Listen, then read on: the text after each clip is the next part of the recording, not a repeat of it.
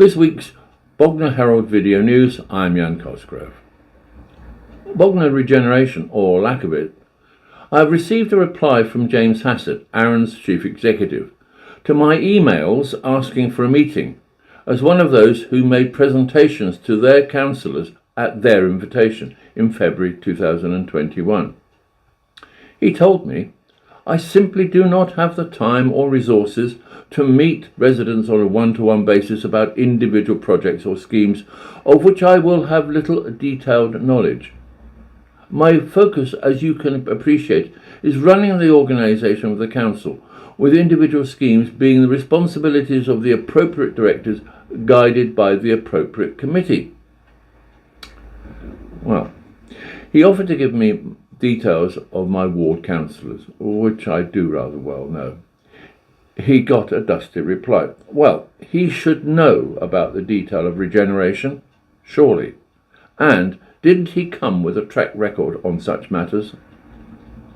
The council agreed over a year ago to set up a working party to look at those ideas put forward, including by me.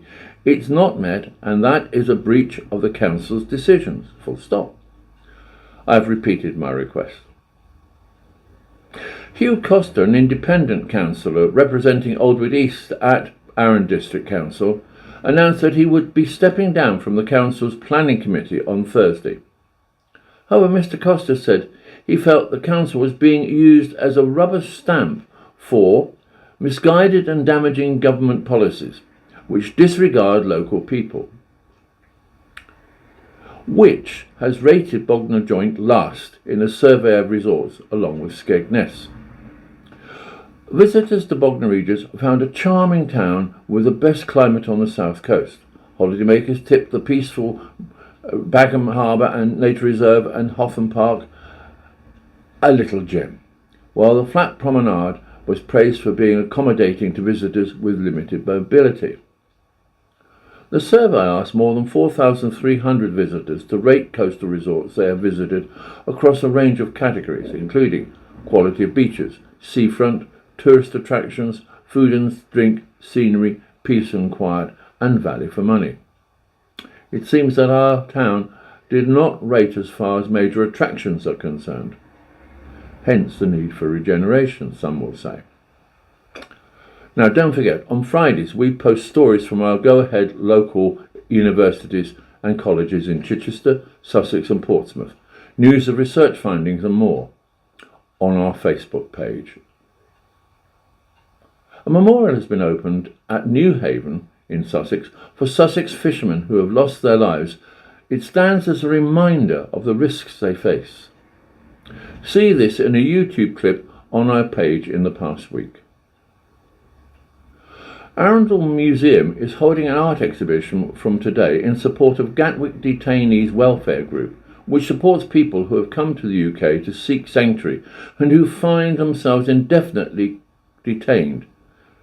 Through the work of 70 volunteers, including trained befrienders who offer the hand of friendship to people facing detention with no end date and with all the mental trauma that uncertainty creates. Indefinitely detained. Surely a blight on this civilised country. As for sending such people to Rwanda, as supported by Arundel MP Andrew Griffiths, there have been suggestions on local Facebook pages this past week that Priti Patel ought to be the advance guard for this idea. 1,500 new homes set to be approved for Ford Airfield.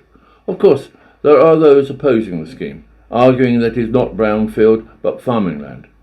There is no mention of housing need, and one comment on Facebook suggested there is space on Binstead Green land. The Herald has contributed with comments concerning A, need for housing for those in need, and B, the need for more housing to be affordable. For more on the latter, see last week's video news item. O. Southern service chaos caused by pigeon catching fire after being struck down by train, a headline last week. No, you really don't have to make them up, do you? It happened this week. Oh, football latest. The result, all square at Oaklands Park, Chichester v Bognor. The winners were Parkinson's UK, well done to all concerned in this charity match. Read the match report on our Facebook page soon. Now, keep in touch via our daily Facebook updates of news, sport and more. And with that, goodbye.